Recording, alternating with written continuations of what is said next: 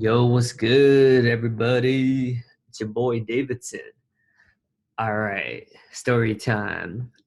Hope you guys are enjoying the Chronicles of Davidson, chapter 3. So, I'm gonna share with you my takeaways for the rest of my high school days and on to college. Woo woo. So in high school, it was cool. Like I had fun. I would say one of the biggest things that I remembered was that I always felt like poorer than everyone because I lived in these like crappy apartments and bless like my mom, um, bless my dad. Like obviously, they did what's they would always tell us like, dude, you're so lucky. You have no idea. Like this is way better than Vietnam. But I always compared myself to my friends who actually owned a house. To this day, we've never owned a house ever. Um, and for the most part I was living in the in the living room with my sisters, so we had a bunk bed. My two sisters lived on the bottom, and then I lived on the top bunk. And I just remember just feeling like very poor, like just now that I'm older, like I see that I love my parents, and like I want what's best for them. But I just remember like I always wanted to like escape um my home. It was weird like thinking back at it, but I do think teenagers, like, we have this like rebellious nature in ourselves.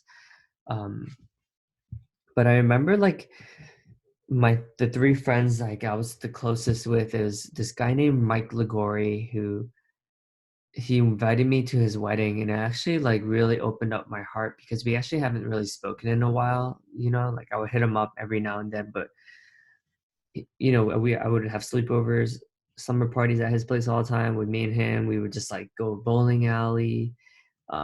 We play DDR together. We play a lot of StarCraft, and we were like huge gamers. Like we played a lot of StarCraft. We would play like online tournaments. Like honestly, I wouldn't be surprised if we logged in over 1,000 hours. Like it was like thousands of hours, like weekends, nights, like just crushing it. And I was actually really good at it. I think that's probably why. And then there was a guy named Steve and a guy named Kevin, and I had a really actually like a really bad falling out with them. And you know, looking back at it, I think I was kind of like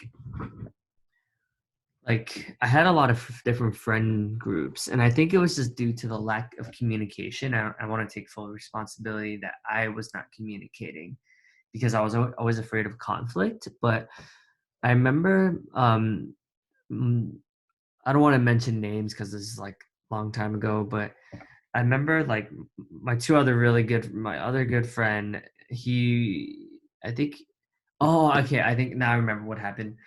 I had like a pretty scarcity mindset, and I was like, I'm buying. And then like I think my friends who had season tickets, like they were just like, yeah, money's like whatever, so we're just gonna leave.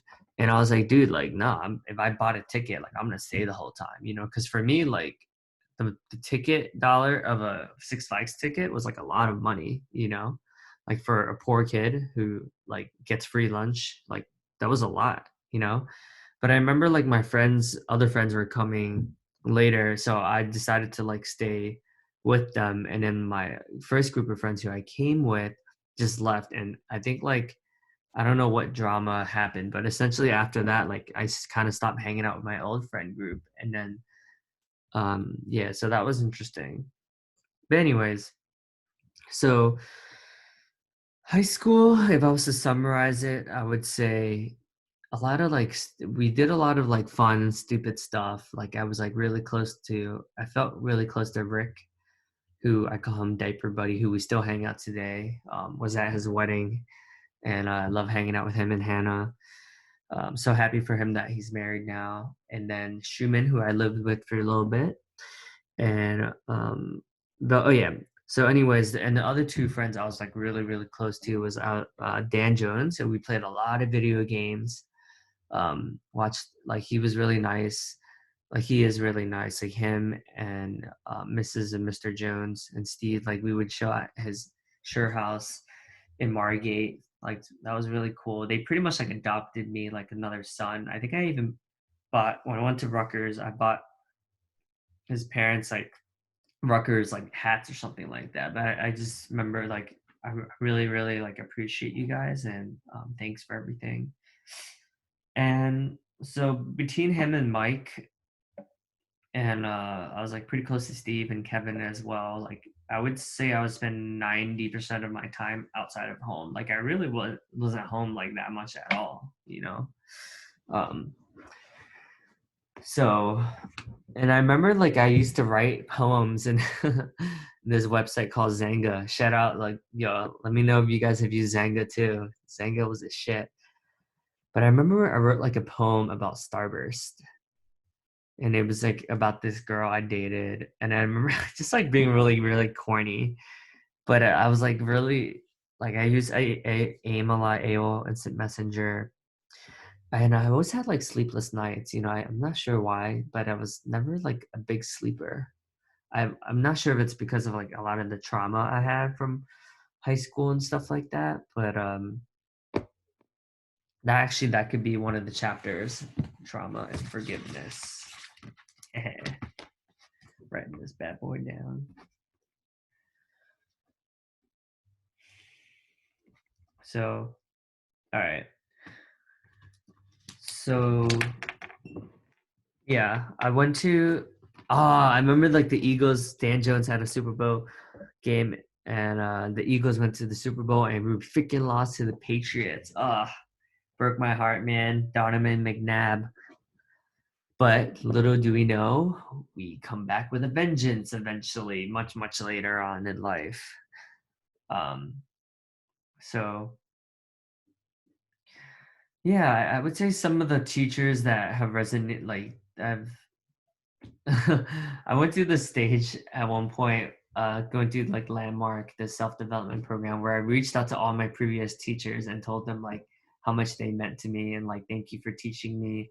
So I reached out to the teachers, and I thought that was a pretty nice gesture. Like that was really cool. I'm sure they appreciate it when students do that. But I was in choir.